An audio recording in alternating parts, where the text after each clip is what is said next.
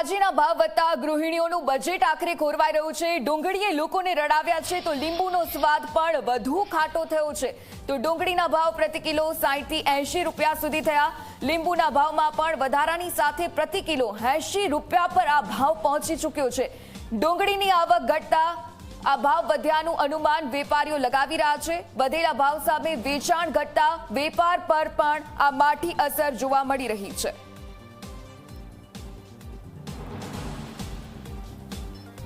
બધી વસ્તુમાં મોંઘવારી બહુ વધી ગઈ છે। એક સામાન્ય વર્ગને જીવવાનું આમ બહુ મુશ્કેલ થઈ પડી છે। જેની ધારો કે સેલરી 20,000 હોય ને એના રેન્ટ બી ભરવા હોય તો એ કેવી રીતે સર્વાઈવ કરે? એટલે ગવર્મેન્ટને થોડી ધ્યાન રાખવી જોઈએ। આ ડુંગળીના બહુ વધી ગયા છે, ખાંડના બહુ વધી ગયા છે ભાવ, તો એ બધું તમારે ધ્યાન રાખવાની બહુ જરૂર છે ગવર્મેન્ટને। બજેટ બહુ ડિસ્ટર્બ થાય છે। થોડું થોડું કરતાં અમારો બજેટ બહુ વધી જાય છે, ઉપર નીકળી જાય છે, તો ક્યાંય આપણે પ્લસ માઇનસ કરવું પડે છે, એટલે કોમ્પ્રોમાઇઝ કરવું પડે છે। ખાંડ બાદ હવે ડુંગળી અને લીંબુના ભાવમાં પણ તેજી આવી છે અને ડુંગળી અત્યારે લોકોને રડાવી રહી છે। આપ જોઈ શકો છો કે આ જે ડુંગળી છે તે 25 રૂપિયા કિલો મળતી હતી, તે ડુંગળી આજે 60 થી 80 રૂપિયા કિલો વેચાઈ રહી છે। જે રીતના અત્યારે અમે રિટેલ માર્કેટમાં આવ્યા છે, કડક બજાર શાકભાજી માર્કેટ છે, કે ત્યાં આ જે વેપારીઓ છે તેમને ડુંગળી લગાવી છે, પરંતુ ડુંગળી ખરીદવા માટે જે ગ્રાહકોની પડાપડી થતી હતી, જે ગ્રાહકો ડિમાન્ડ કરતા હતા, તે આજે ખૂબ ઓછું તેનું વેચાણ થઈ ગયું છે। આપણે વાત કરીશું રાજેશભાઈ ખંડેલવાલ સાથે, જે કડક બજારના એક વેપારી છે શાકભાજીના। રાજેશભાઈ, શું કહેશો, ડુંગળીનો ભાવ કેટલો છે અત્યારે અને કેમ આટલો બધો વધી રહ્યો છે? આવક માર્કેટમાં ઓછી થઈ ગઈ અને અત્યારે 60 રૂપિયા કિલો વેચાણ છે, પણ લેવા નથી। ગ્રાહકો હમણાં પાછળ પડી જાય છે અને આ તેજી એકદમ અચાનક જ એકદમ આ અઠવાડિયામાં જ આવી ગઈ છે। એટલે લોકો પણ હવે, કારણ કે આ બાજુ ખાંડ મોંઘી, આ બાજુ ડુંગળી મોંઘી, એટલે લોકોને અસર તો થઈ ગયું છે।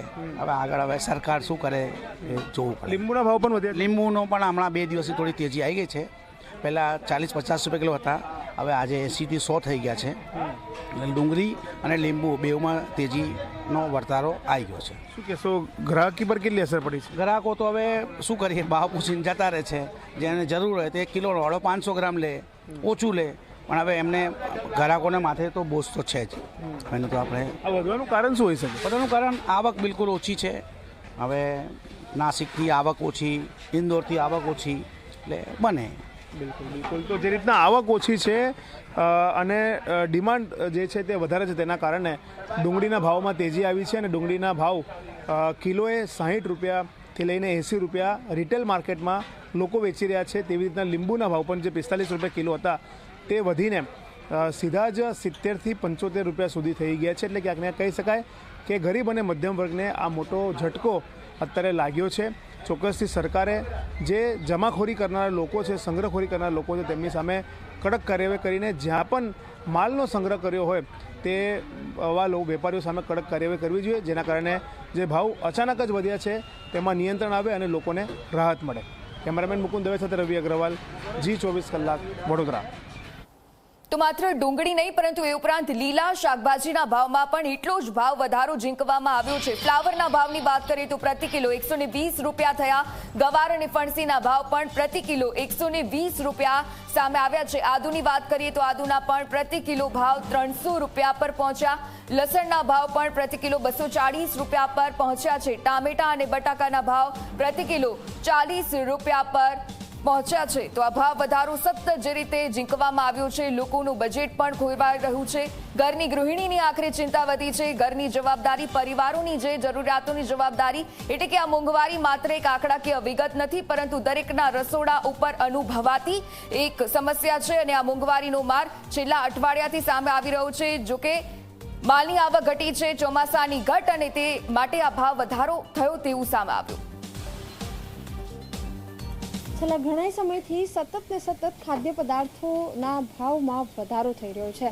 મહત્વની વાત એ છે કે ખાંડની સાથે સાથે ચોખાના ભાવ વધારો આપણે જોયો અને હવે શાકભાજીનો ભાવ પણ જાણે પડતા ઉપર પાટું હોય તે પ્રકારની સ્થિતિ જોવા મળી રહી છે।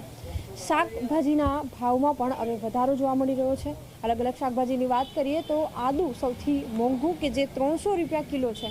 નવું આદુ છે કે જે બહુ લાંબા સમય સુધી ચાલતું નથી, એ આદુ 100 રૂપિયા કિલો છે, જ્યારે જે જૂનું આદુ છે એ 200થી 300 રૂપિયા કિલોની આસપાસ વેચાઈ રહ્યું છે. આ સાથે જ અલગ અલગ શાકભાજીની વાત કરીએ, કંટોળા 200 રૂપિયા કિલો છે, ગવાર અને ફણસી 120 રૂપિયા કિલો છે. મોટા ભાગની જે શાકભાજી છે જો કિલો લેવા જઈએ તો 100 રૂપિયાને પણ પાર છે. અને ગ્રાહકો અત્યારે એ મૂંઝવણમાં છે કે કઈ શાકભાજી ખરીદવી અને કઈ શાકભાજી ન લેવી. અને રાશનમાં જે કરિયાણું છે એ ભરાવામાં પણ એટલી જ મુશ્કેલી છે. સાથે સાથે અન્ય જે સામાન લેવાની જે મુશ્કેલી છે એ પણ લોકોને પડી રહી છે.